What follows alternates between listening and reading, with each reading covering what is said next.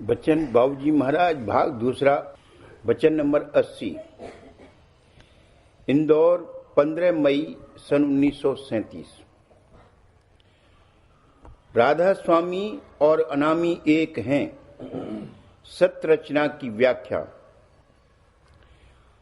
अनामी पुरुष चैतन्यता का एब्सोल्यूट यानी मुतलक समूह है, और जो चैतन्य उसके निकट था वो अंतर्मुख उसकी तरफ खिंच रहा था और खिंच खिंच कर उसमें तद्रूप हो रहा था। समूह और उस निकट के चैतन्य देश में, जिसको भास कहते हैं, एक बहुत ही खफीफ सा फर्क था। एक हुबाबी गिलाफ से ढका हुआ था। गिलाफ भी चैतन्य ही था, सिर्फ ये फर्क के अंदर का ज्यादा चैतन्य था और गिलाफ कम चैतन्य था। भास में से अंतर का चैतन्य ज्यादा और दूर तक खिंचा, और गिलाफ जो कि कम चैतन्य था कम खिंचा और दूर तक नहीं खिंच सका। इस बात को समझ लेना चाहिए कि खिंचे दोनों ही अंतर्मुख समूह की तरफ, मगर अंतर का चैतन्य ज्यादा खिंचा, क्योंकि ज्यादा चेतन होने की वजह से उसमें खिंचने की ताकत ज्यादा थी। गिलाफ कम खिंचा। इससे ये मतलब नहीं कि उस कशिश में कमी या कमजोरी थी या आ गई। कशिश तो वही थी, मगर खिंचने वाला कम खिंचा। उसमें उस कशिश को रेस्पॉन्ड करने की यानी असर पजीर होने की ताकत कम थी, इसलिए दूर तक नहीं खिंच सका, छूट गया। इस भाव में रा और खिंचने से एक प्रवाह रूप धार सी बन गई। उस भाव में धा, इस तरह राधा उस भाव और अवस्था से भरी हुई और उसको जाहिर करने वाली धुन है। ऊपर जो कशिश के बारे में कहा गया है, उससे ये नहीं समझना चाहिए कि अनामी पुरुष कोई इरादा करके निकट वाले चेतन को खींच रहा था, बल्कि आप ही आप उसकी कशिश हो रही थी और निकटवर्ती चेतन उसमें खींच रहा था।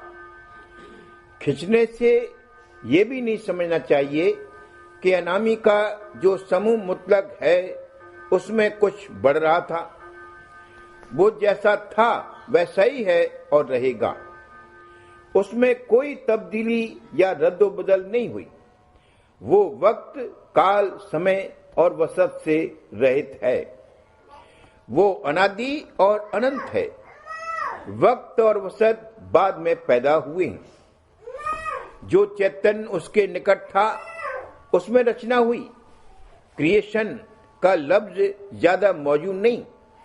अनामी पुरुष उस रचना का रचनहारा है। निकटवर्ती चैतन्य यानी भास, जो एक हुबाबी गिलाफ से ढका हुआ था, उसमें तब्दीली या रद्द-बदल होकर रचना हुई। मगर वो रचना जो एक दफा हो गई सो हो गई, और अब उसका न विनाश होगा न उसमें कोई रद्द-बदल और तब्दीली होगी। वो दयाल देश की रचना है। उसका आदि है लेकिन अंत नहीं। इसलिए ये गलत बात है कि उसका जिसका आदि है उसका अंत भी है। जिसका अंत है उसका आदि जरूर है, मगर इसका उल्टा कि जिसका आदि है उसका अंत भी है, गलत है। दयाल देश की रचना के बाद वो रचना की गई जो सदा एक अवस्था में नहीं रहती। उसका आदि भी है और अंत भी है। इसमें दो दर्जे हैं। एक तो वो जो सदा तो एक अवस्था में नहीं रहती, लेकिन बहुत काल तक एक अवस्था में रह सकती। उसका अभाव होता है, मृत्यु नहीं होती। वो ब्रह्मांड की रचना है। दूसरी वो जो सदा एक अवस्था में भी नहीं रहती, और बहुत काल तक भी उस अवस्था में नहीं रह सकती। जल्द जल्द अलग अलग और व्यक्तिगत मृत्यु होती है। वो पिंड देश है। पिंड में अलग अलग जन्मते हैं और अलग अलग मरते हैं। मृत्यु, विनाश और अभाव इन लफ्जों के एक से मानी नहीं। इनमें दर्जात का जरा जरा सा फर्क है। अनामी पुरुष आप ही आप अपने में आप समाया हुआ और रत है। वो परिपूर्ण है, जिसको अपने ज्ञान, रस और आनंद प्राप्त करने के लिए किसी की मदद की जरूरत नहीं। वो परिपूर्ण है। इसमें बहुत दर्जे हैं, मगर परिपूर्ण होने के लिए कम से कम शर्त यह है कि किसी की मदद की जरूरत न हो। राधा स्वामी और अनामी एक ही हैं, दोनों मिले हुए हैं। अगर ऐसा न होता तो अनामी को कोई हाल मालूम नहीं हो सकता था। इसीलिए राधा स्वामी अनामी कहते हैं। सारी रचना अनामी पुरुष की कशिश में है। नीचे से नीचे रचना तक में उसकी कशिश यानी चैतन्य अंश मौजूद है। चैतन्य से कोई खाली नहीं। जिस कदर रचना का नीचे उतार होता गया, चैतन्य अंश गिलाफों में ढकता चला गया, यानी उस पर पर्दे चढ़ते गए। गिलाफों की वजह से स्थूलता और मलिनता बढ़ती गई। अंतर के अंतर्गत तो वही शुद्ध चैतन्य है जो अपने अंशी यानी अनामी पुरुष से टूटा नहीं। अगर टूट जाता तो फिर जुड़ नहीं सकता था और कभी लौट नहीं सकता था। मगर जिस गिलाफ में बैठकर वो कार्रवाई कर रहा है, उसके हिसाब से उस वक्त उसका खास रूप है और इस तरह सब अलग अलग मालूम होते हैं। गिलाफ बेशुमार हैं। बाल और चमड़ी से लेकर अनेक तहें हैं। उनके अंदर नाड़ियां हैं, नसें हैं और बहुत सी चीजें हैं। इन सब के अंदर मगज यानी दिमाग है। ये तो बाहरी स्थूल गिलाफ हैं, अंदर के सूक्ष्म गिलाफों की खबर ही नहीं।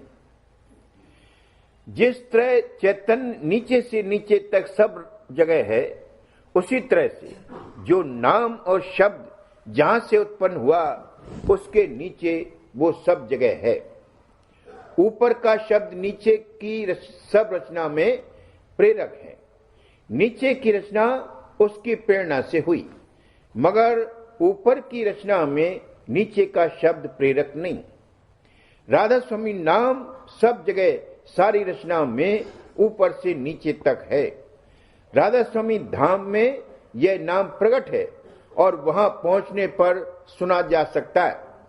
नीचे जिस कदर उतार हुआ, अंतर्गत और गुप्त होता चला गया है। सब रचना में अंतर के अंतर्गत ये नाम प्रेरक है। सब रचना इस नाम की प्रेरणा से हुई। ऊपर कहा गया है कि भास में से अंतर का चैतन्य ज्यादा खिंचा और गिलाफ कम खिंचा। गिलाफ जितना खिंच सकता था खिंचा, फिर ठिठक गया। इसके आगे वो खिंच कर नहीं जा सकता था। जिसमें जितनी खिंचने की ताकत है उतना वो खिंचेगा, उससे ज्यादा नहीं खिंच सकता। अगर वो कशिश यानी खींच शक्ति नीचे घाट पर आकर केंद्र यानी मरकज बनावे और वहां से फिर धार निकले तो उसमें वो खींच सकता है। भास रूपी चैतन्य खिंचते खिंचते जहां ठिठका वही प्रथम मंडल बंधा। जिस तरह अनामी पुरुष मुहिते कुल है यानी सबको घेरे हुए, उसी तरह ये मंडल अपने से नीचे की रचना को घेरे हुए है। ये प्रथम मंडल अगम लोक की रचना है। 3 लोक और सतलोक और अलख लोक की रचना अगम लोक के एक कोने में पली हुई है। इतना बड़ा भारी प्रथम मंडल अगम पुरुष का बंधा। फिर और मंडल बनते चले आए और रचना होती गई। रचना करने वाली कशिश की धार जिसका जिक्र ऊपर किया गया है वो स है। स ऊपर से आया है, जहां आकर वो खत्म यानी टर्मिनेट हुआ, वहां त है, यानी उस जगह जो शब्द हुआ उसका नमूना त है।